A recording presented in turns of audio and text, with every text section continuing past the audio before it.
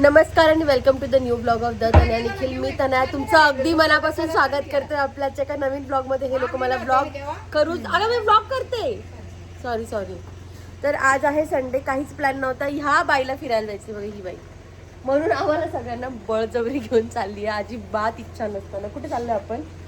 पेरूची वाडी. कोणाकोणाला मिसळ आवडते घरात? कोणालाच नाही. ही पण नाही खाणार आहे, मी पण नाही खाणार आहे, मम्मी पण नाही खात, पप्पा पण नाही खात, तरी आम्ही पेरूच्या वाडीला चाललोय. सगळे जाताना आपण पण जाऊन बघू. हा, सगळे जाताय म्हणून आम्ही चाललोय. आणि सकाळी नाही, तिथे काही नसतं दुसरं. ही आईस्क्रीम खाईल ना पेरूचं. नाही, पोरींना सर्दी आधीच सांगून देऊ, आईस्क्रीम नाही खायचे. चाललो का आपण? बघू आपण पक्षी आम्ही फक्त तिथे फेरफटका मारू आणि दुसरीकडे जाऊ. ॲज पर वहिनी नाशिकमध्ये, तुमच्या नाशिकमध्ये दुसरं काहीच नाही फिरायला, नाही? वाव. तर निघालोय आम्ही. हो नाही करता करता इच्छामुळे सकाळी मी, मम्मी आणि दादा, आमच्या तिघांचे भांडणं झाले जायवरून. बट ती सुमडीच साईडला सरकली. गौरी आणि सखी ऑलरेडी गाडीत जाऊन बसलाय. त्यांना भीती, त्यांना नेतो की नाही काय. चला बाई, चला पटपट. सगळे माझ्यावर चिडचिड करतात.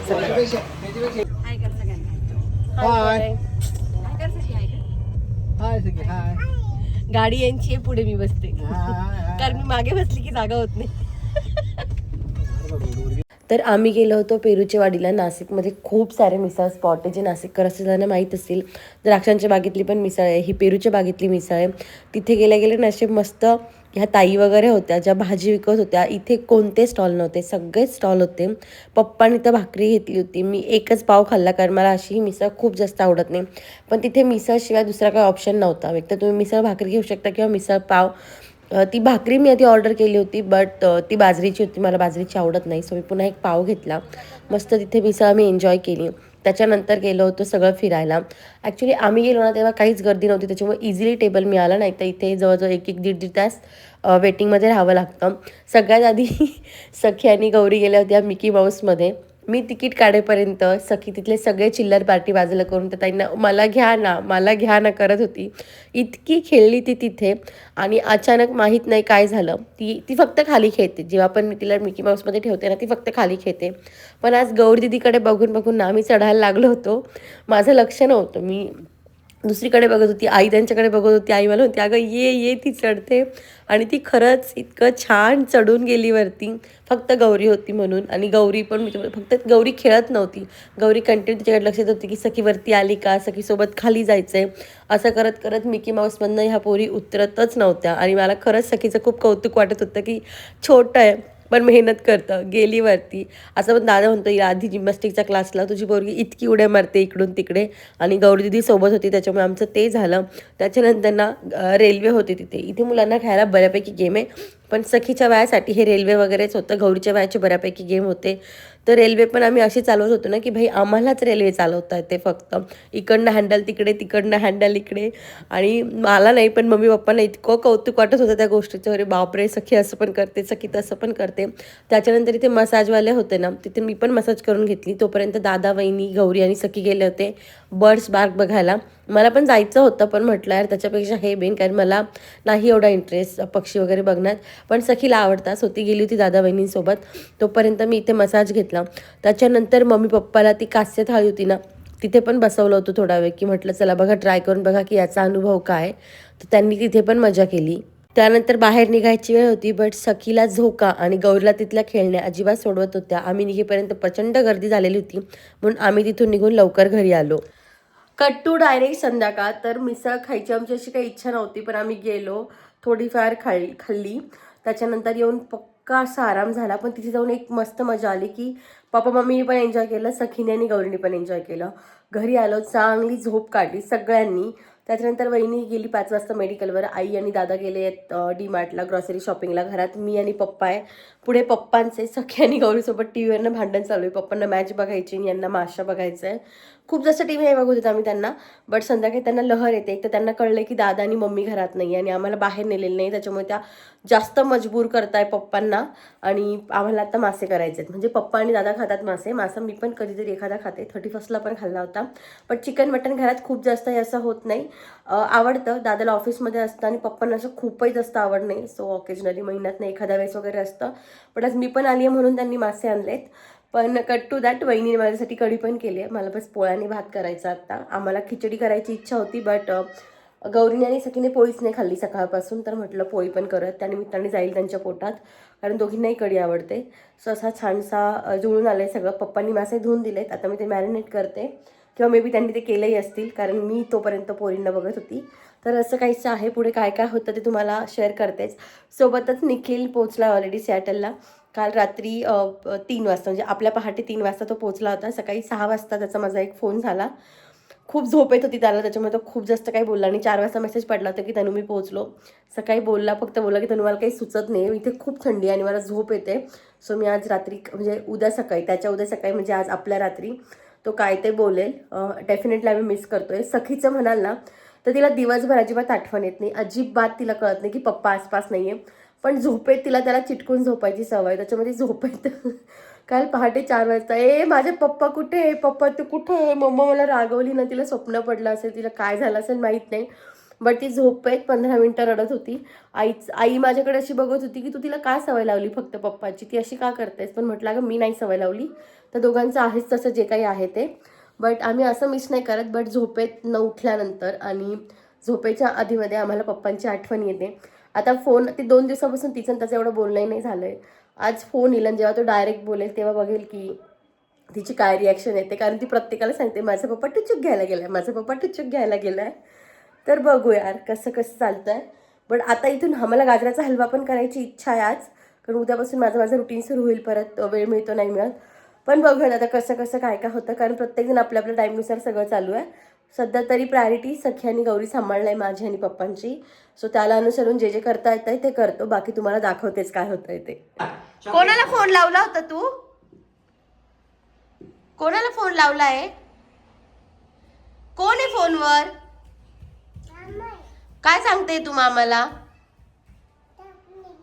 चॉकलेट घेऊन ये का? मनी मामीला काय सांगायचं? मी तिकडनं आली ना, गुपचूप फोनवर बोलत होती मामा मला चॉकलेट घेऊन ये, आणि तो फोन कोणाचा आहे तुझ्या हातात? सखी काय नाही. इकडे बघा, ही मँगो फॅमिली आहे आणि मँगो फॅमिलीची ही बघा ही सूत्रधार. पप्पांना काय बघायचंय? मॅच. आमची हिंमत नव्हती ह्या पप्पांसमोर रिमोटला हात लावायची, हिंमत नव्हती. ही 5 वर्ष नाही 6 वर्षाची आणि ही 2.25 वर्षाची, दोघांनी चांगलंच धरलंय तालावर. बदलते मँगो फॅमिली, काही नाही त्याच्यात. तर मी घेतलाय गाजराचा हलवा करायला. याची रेसिपी मी शॉर्टमध्ये ऑलरेडी शेअर केली होती. तर हे 1 किलो गाजर आहे, तुपात ते बारीक बारीक कापून घेऊन असे थोडे शिजवून घेते, त्यात दूध टाकून त्याच्या 3 शिट्ट्या करून घेणार आहे. हा ऑसम होतो. तो जेव्हा केला तो फर्स्ट टाइम होता आणि हा सेकंड टाइम करते, कारण दादाला पण खायचं आहे, मला पण थोडं थोडं खायचं आहे म्हणून. आणि खरंच ॲक्च्युली छान होतं, म्हणजे किसून जसा करतो तसा किंवा त्याच्यापेक्षाही 1% जास्त छान होतं असं मी म्हणू शकते. सो मी लागली आहे माझ्या कामाला आणि खरंच किचन म्हणजे माहेरच्या किचनमध्ये काम करायला ॲक्च्युली मजा येते. दादा you want to say something? No. तुझी बायको गेली मला कामाला लावून परत, यावर तुला काय म्हणायचं आहे? यावर मला हेच करायचं, माहेरी आल्यावर जसं हक्क अजून तसं काम पण करत आहे.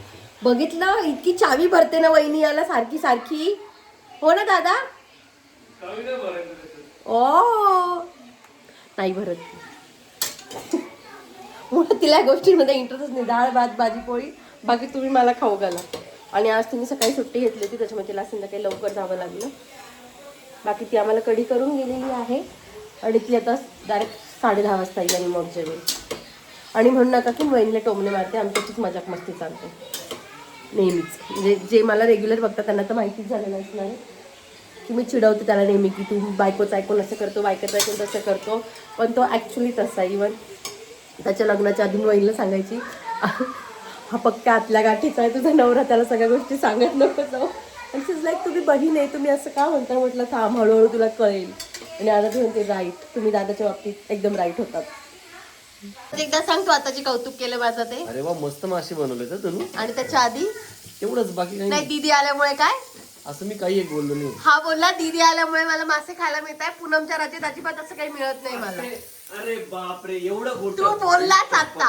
आई बोलला ना, तू वाक्य वाढवलं नाही तू वाक्य वाढवलं. पूनमच्या राज्यात तुला हे मिळत नाही. ते वाक्य तू ऍड केलंय. ते वाक्य तू ऍड केलंय. नाही. चला मन लागेल. आमच्या नवरा बायकोने भांडण लावली का? हा काय रे पिल्ल्या? मामा काय गं? पप्पाचा फोन आला तर पप्पाचे एक शब्द बोललो नाही आम्ही आत्ता. असो मासे छान होत आहे आणि हा पसारा याच्यामुळे कारण आत्ताच किराणा आणलाय आणि आईचं तो लावायचं काम चालू आहे. माझा हलवा ऑलमोस्ट होत आलाय आणि माझ्या आईचं 21 दिवसाचं नो शुगर चॅलेंज चालू आहे, त्याच्यामुळे ती खाणार नाहीये. पप्पांना टेस्ट मध्ये काय निघालं ग? त्याच्यामुळे ते तो मला नाही खायचं कारण झोपून गेले, सखी खात नाहीये. मी गौरी दादा आणि वहिनी आहे, त्यात मला पण एवढ्यात माझी तर वाटी पण ठरली तेवढाच खायचा आहे. बट छान झाला हलवा. आय नो याच्यात कलर वेगळा दिसतोय. दूध प्यायचं का? हे काय आहे? हे काय हे काय लांबीसाठी गॅसपासून आणि आई उभी तिथे. हे काय दुधू आणि ते काय मम्मा काय बनवते? गाजराचा हलवा. हलवा आत्ताच आमचं पडून झालंय. शाबू खातो आणि पडून झाला. आईलाच झालंय पोरगी फिरते कमी. कुठे लागलं? कुठे लागलं दाखव तुला. दाखव. लागला कुठे? पटकन कुठे दाखवलं? पापाला दाखव. पप्पा गेले बोलते पापाची फोनवर बोलते तरी का? पापा कुठे गेलाय आपला? पापा कुठे गेलाय? कुठे गेले? US ला. कुठे? इथे लागलं बाई, इथे लागलं, इथे पण लागलं, इथे पण लागलं. मम्मीच्या चप्पलने बांधले. घालायचीच कशाला मम्मीची चप्पल? मम्मीची चप्पल लागली ना. अजून वहिनी यायची आहे, तिला यायला अजून अर्धा तास आहे. मी फोनवरच बिग बॉस मराठी बघते, मजा येते. लाफ्टर शेफ आज साईडला ठेवलाय. बाय द वे एक शो आहे ज्याने नेहमी टेन्शन असं जातं ना, किंवा मला खूप आवडतो. निखिल म्हणतो स्क्रिप्टेड आहे, काय बघते बट मला लाफ्टर शेफ खूप आवडतं. मला सगळेच आवडतं लाफ्टर शेफ मधले. सीझन 1 तर 1 नंबर होता. सीझन 2चे मी फर्स्ट एपिसोड नव्हते बघितले, जेव्हा ते मान्यता काय मनारा ती वगैरे होती, अब्दू वगैरे होते तेव्हा नाही बघितलं. जेव्हा निया आली परत आलं होतं तेव्हा बघितलं होतं. 3रा सीझन मी टोटल फॉलो करते आणि स्टील जे सीझन 1चे कंटेस्टंट आहेत तेच माझे फेवरेट आहे आणि मला खूप आवडतं लाफ्टर शेफ बघायला. मी त्याचं मराठी हे नव्हतं बघितलं, बट हिंदीवाला मला खूप आवडतं आहे. आणि प्लस आज मी याच्यात गेले होते ना, असं काही मराठीवरचं प्रेम तुम्हाला सांगते. आज मी याच्यात गेले होते ना मिसळ खायला. मी पहिल्यांदा कुठेतरी हिंदी आणि मराठी गाणे वाजताना बघितले असे, नाही तर ते इंग्लिश गाणे सुरू असतं प्रत्येक कानाकोपऱ्यात. आणि मला इंग्लिशचे गाणे आवडत नाही किंवा माहीतही नाही असं म्हणता येईल. जिममध्ये तर कंटिन्यू ते असतं, त्याच्यामुळे जिमला जायचं असं कंटाळायचं मला मागे. बट इथे मस्त मराठी गाणे चालू होते, नंतर हिंदी गाणे चालू होते, तर जरा आपलंसं असं काहीतरी वाटलं. असो, तर आत्तापर्यंतचे कंटेस्टंटमध्ये आपला करण सोनवणे बेस्ट गेला आत्तापर्यंत. अजून बघात पुढे कोण कोण जातं. बट सोनवणे वहिनी आवडतो तुम्हाला. सो बघूया ह्यावेळेस कोणाला सपोर्ट करता येणार आहे बिग बॉस मराठीमध्ये. तुम्ही कोणाला सपोर्ट करताय तेही खाली कमेंटमध्ये नक्की सांगा. आणि दुसरीकडे ना निखिल त्याच्या रूममध्ये छान सेट झाला होता. मला तिथून व्हिडिओ पाठवत होता. बघ किचन पण आहे, छान ड्रेसिंग पण आहे, सोफा पण आहे, टी व्ही पण आहे. मी माझं करून खाईल, डोंट वरी. मी राहील 1-1.5 महिना नीट, कारण माझं काय आहे ना, माझं मन लागून राहतं असं खूप तो तिकडे गेल्यानंतर. बट सगळं सेट होतं आणि त्याचं खाणंपिणंही झालं होतं, सो मलाही जरा बरं वाटत होतं.